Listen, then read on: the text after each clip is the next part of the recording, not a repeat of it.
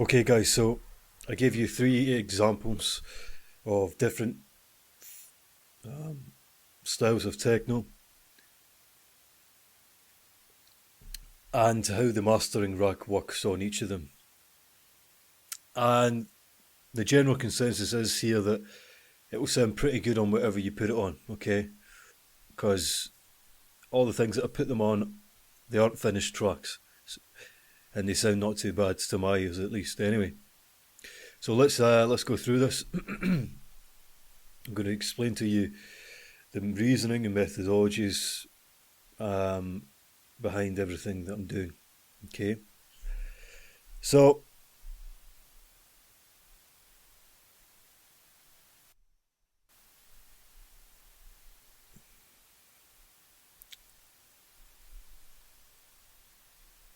sorry, let me just turn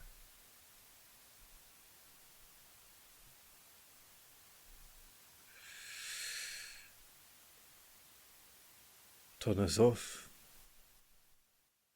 Okay, that's better.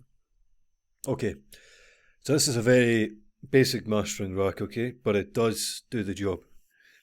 And I've designed it in such a way that it's going to work for your track and giving you A, competitive loudness, B, clarity, and C, punch and power as well.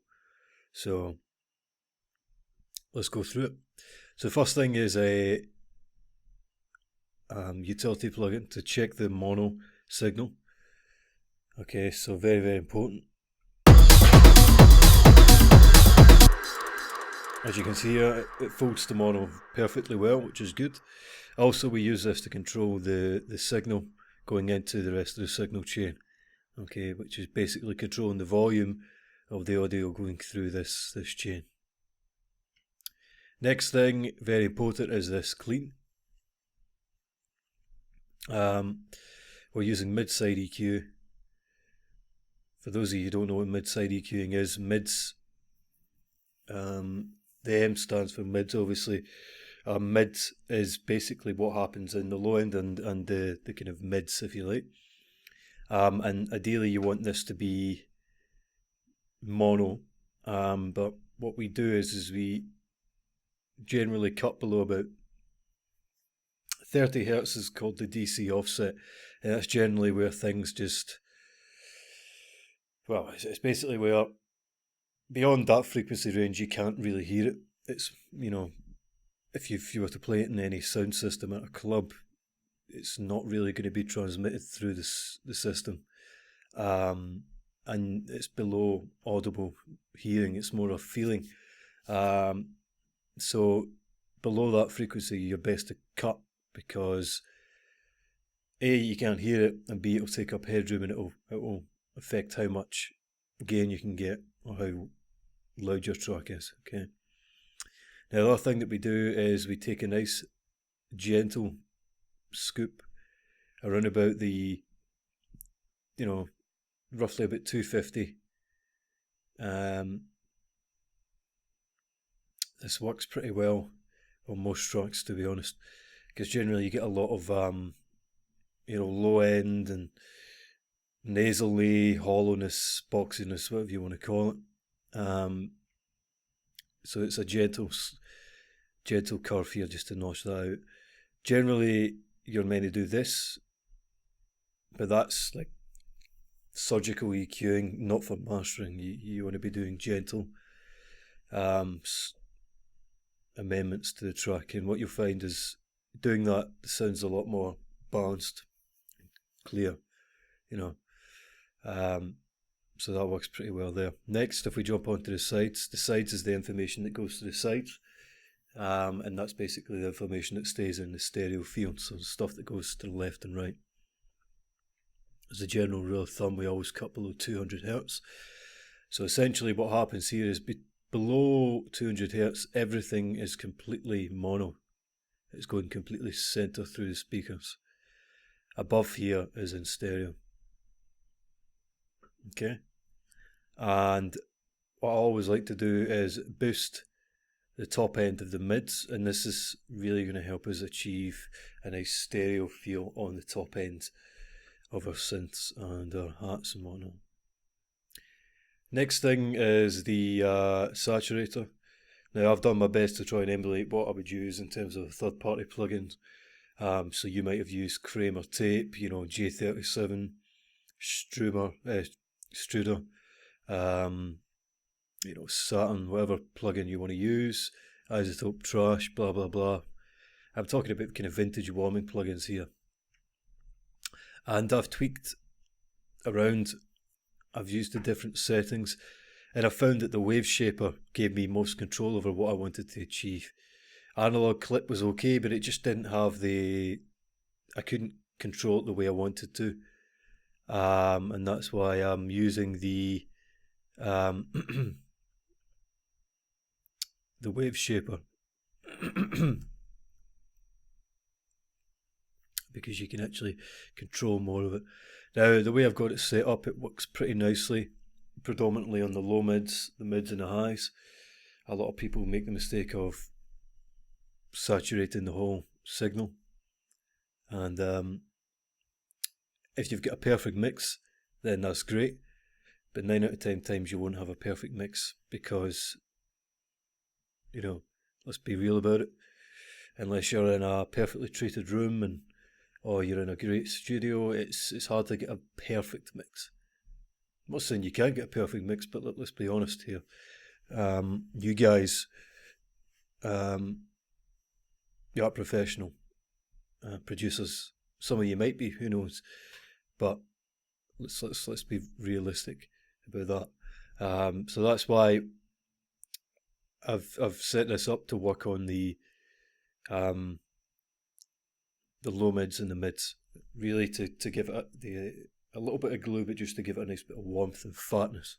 Okay. Next thing is a glue compressor. We're only using this to catch the peaks, reduce the dynamic range.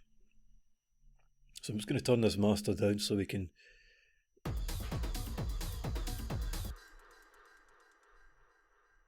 okay. So as you can see, we're only getting a few dB of gain reduction, which is fantastic, of compression. And what that's doing is it's just catching all the peaks and gluing it all together And we're also adding some makeup gain from the glue compressor just to boost the volume a little bit. Okay.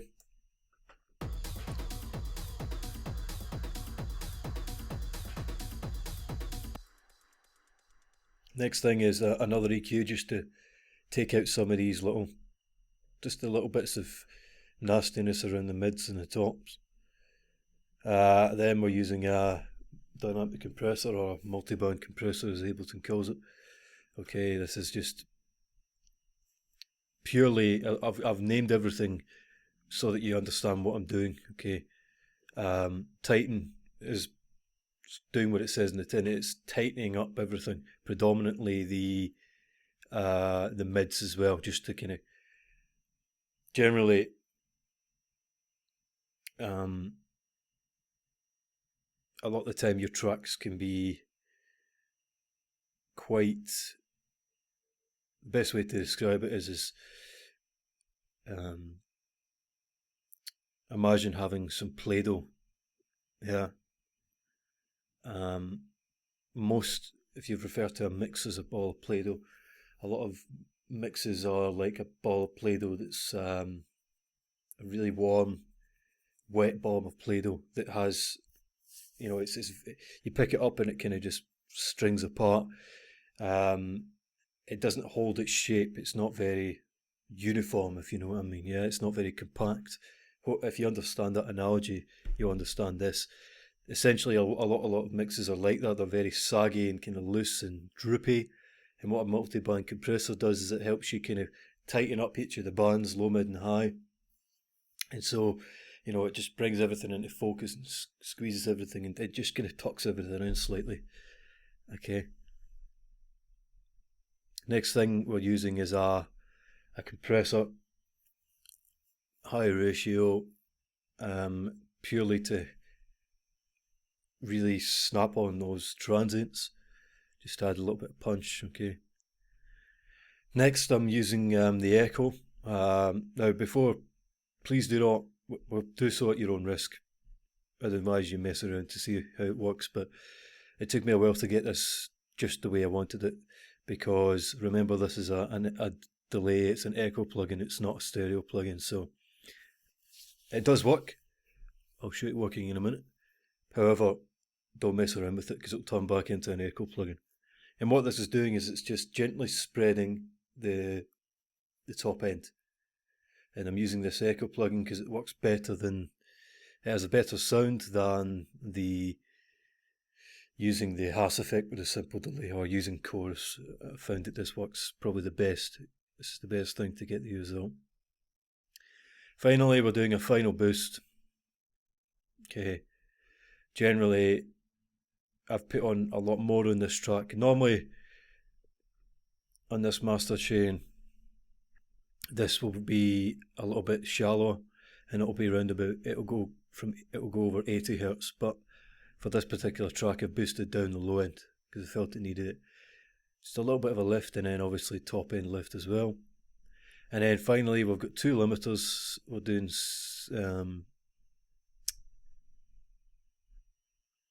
serial limiting, if you like. And the reason for that is just to, if you don't have a maximizer, then you have to use a limiter twice. So essentially, I'm using this as a maximizer and this as a final limiter. And all I'm doing is just trying to get it that extra bit as loud as we can get it, because let's face it, we want it to be fat and loud, but we don't want it to be, we want it to still have some bounce and dynamics. Okay. So I'm going to turn down the volume, and then that way you'll be able to really hear clearly, or reasonably clearly, what everything is doing. And you'll be able to, the master chain tells a story of what we're trying to achieve. Okay. Eventually you'll get to the final polished result. So the mix sounds okay. I mean, it's not a full mixed down track at all. So it shows that this rack actually does what it's meant to do, which is good. So we've got the mono on. Sounds good in mono. Next thing is the DC offset clean. Turn this up a wee bit.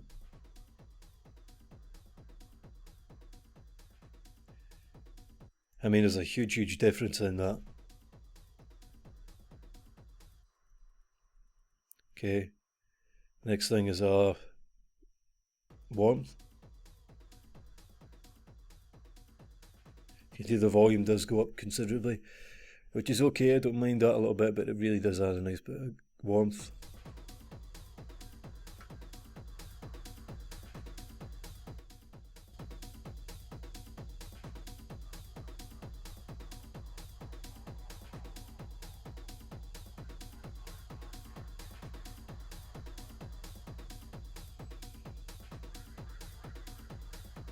Okay.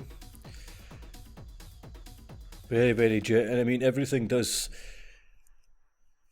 It's a very fine art. You need to just everything should be little increments. It's like adding ingredients to a dish.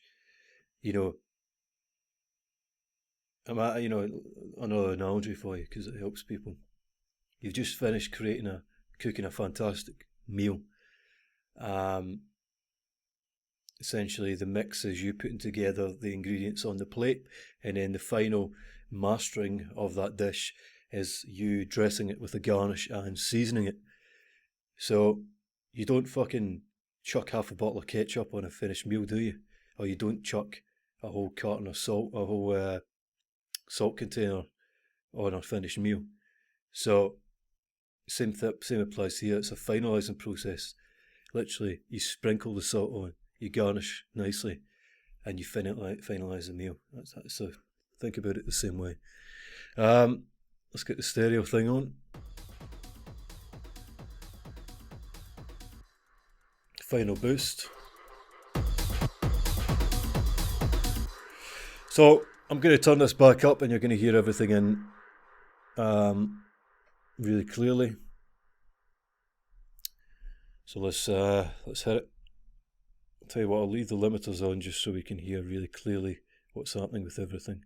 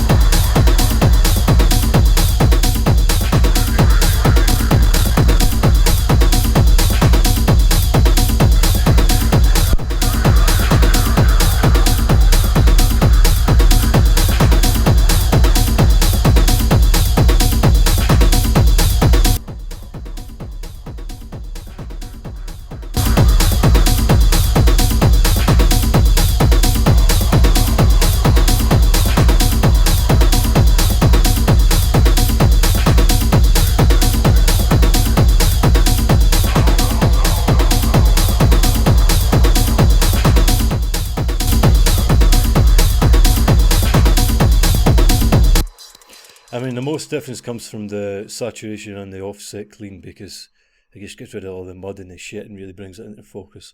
And you can hear how subtly this stereo works, but it's nice. It does add a little bit of width, and that's all you want.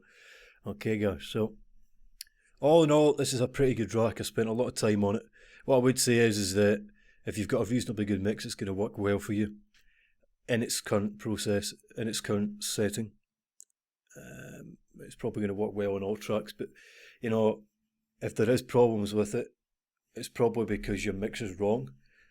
So don't change the master chain because it's set up to work perfectly well. I've trialed many different things through it. I've designed it so that it works well for you guys, and you know, I've put a wee bit of time to making sure it's going to work. You just need to concentrate on your mix. Okay, if you put a good mix through this, it's going to sound pretty fucking good, and it's going to sound, you know, competitive against, you know, using third-party plugins. So at least if you put a good mix through this, you could send it off to a label as a demo at least, or you could put it up on your SoundCloud. Okay, so hopefully this helped you guys. And hopefully you have some fun with this. Again, if you have any questions, let me know. And also, guys, if you want to start working with me, you want me to coach you, you want me to help you make better music, you want me to help you on issues you're having in the studio, or you want to jump on my masterclass course. I say this again and again, but reach out to me. Don't be shy. Let's work together and let's get you making better techno. See you next time. Bye bye.